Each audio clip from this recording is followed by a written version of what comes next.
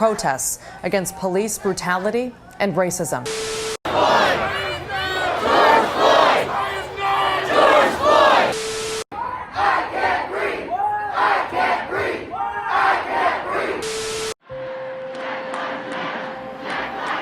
Two Syrian artists painted a mural in memory of Floyd in war-torn Idlib. The Black community has had enough. You know, when I went and protested, it was thousands and thousands of people.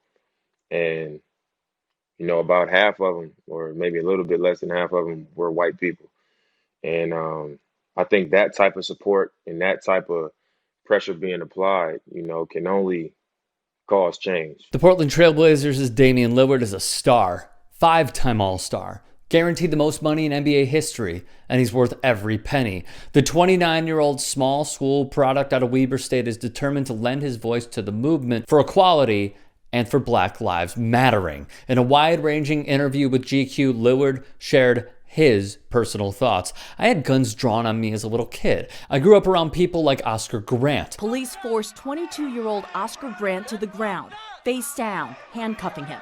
Officer Johannes Meserly draws what he says he thought was his taser. It was his handgun. This story hits home for Damian Lillard. Grant was shot in the back and killed by a transit police officer in the early morning of New Year's Day 2009. Lillard told Yahoo Sports he knew Grant through his brother. Lillard, who was spotted out at the protests on the front line, continued with GQ. So now the more you see people losing their lives and people killed by cops with no guns, no nothing, they're unarmed people, killed for petty crimes, silly stuff, writing a bad check, doing stuff like that, and they're losing their lives. Ground zero for the nationwide protests is a small corner store in Minneapolis where a clerk called the cops when he thought George Floyd had tried to pass off a fake $20 bill. Dame goes further, recalling a story from his personal experience. The opportunity is not equal. You don't get the same resources. You don't get to be in the best school districts because the schools aren't funded the same. Dame, it appears, in my opinion, endorses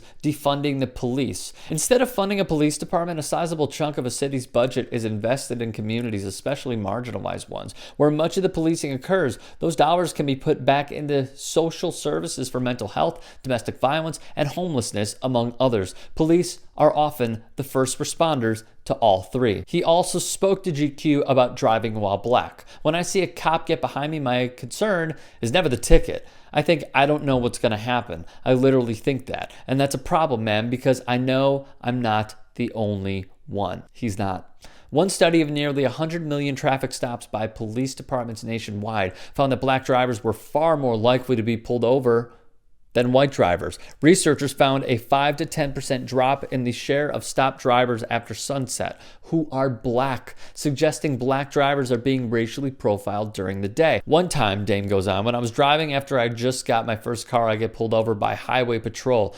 They're like, "So what are you doing in Nevada? We get a lot of drugs coming through here. Do you have any drugs? Let us search the car. We get a lot of drugs coming through here." And I told them no. And they said, "You either let us search the car or we're going to get permission from the judge." And I said, "I'm not letting you touch my car." So they made me get out of my car with my cousin. They made us walk like 30 yards up the road away from my car. I started thinking they were going to plant something in my car, but they didn't. They just tore my car apart. They took the inside of the doors off. They went in my trunk and took out all my suitcases and luggage and had all my clothes flying out all over the road. They broke my window. They just tore my car apart. And then 3 hours later, after being on the side of the road in the desert, it was 3 squad cars out there, 6 cops, and they just harassed us. And I didn't even get a ticket. And I put this on my son's life. This is a true story.